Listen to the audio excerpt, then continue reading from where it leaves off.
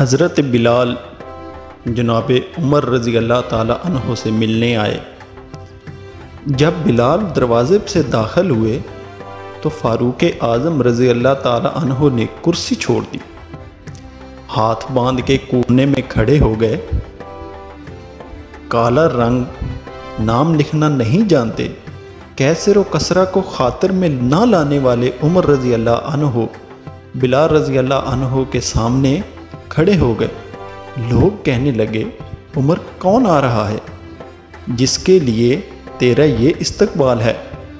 حضرت بلال رضی اللہ تعالی عنہ کہنے لگے، امیر المومنین کیا کر رہے ہو؟ عمر نے بازو پکڑا اور اپنی کرسی پر بٹھایا۔ حضرت بلال کہنے لگے، حضور میں غلام ہوں، مجھے تو طریقے بھی نہیں آتے ان کرسیوں پر بیٹھنے کے۔ میں غریب ماں کا بیٹا، غلام باپ کی اولاد ہوں۔ حضرت عمر کہنے لگے، بلال تو غلام تھا، لیکن جب سے تو محمد مصطفیٰ صلی اللہ علیہ وآلہ وسلم کا غلام بنا ہے تو ہمارا امام بن گیا ہے۔ اب تو امام ہے۔ رسول اللہ صلی اللہ علیہ وآلہ وسلم کی امت کا فرمایا، مجھے وہ دن یاد ہے جب مکہ فتح ہوا، بت ٹوٹ گئے، بڑے بڑے سردار تھے، اور میرے نبی صلی اللہ علیہ وآلہ وسلم نے فرمایا بلال سے کہو کہ کعبہ کی چھت پر چڑھ کے اذان دے۔ لوگوں نے کہا، حضور کسی اور کی ڈیوٹی لگا دے، تو آپ صلی اللہ علیہ وآلہ وسلم نے فرمایا چپ کرو۔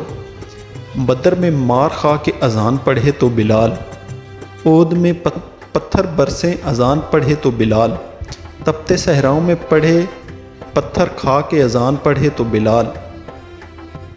بلال کو بلاؤ، اور آج اگر اللہ نے عزت دی ہے تو میں لوگوں کو دیکھ کے بلال کی عزت نہ دوں۔ فرمایا کوئی اوپر نہیں چڑھے گا۔